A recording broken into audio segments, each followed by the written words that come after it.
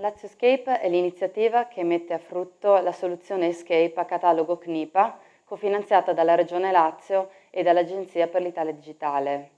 Si propone di introdurre nelle 12 ASL della Regione Lazio i servizi atti a mettere in esecuzione quella che è la completa gestione digitale del ciclo di vita dei documenti clinici, tra i quali i referti di laboratorio in particolare. In sostanza si tratta quindi di mettere all'interno delle aziende una conoscenza e l'utilizzo in produzione dei servizi di firma digitale, archiviazione, distribuzione interna ed esterna ed introdurre la conservazione legale dei suddetti documenti. In particolare il Consorzio Arsenale all'interno di questo progetto coadiuva l'ente cedente, che è l'US 9 di Treviso.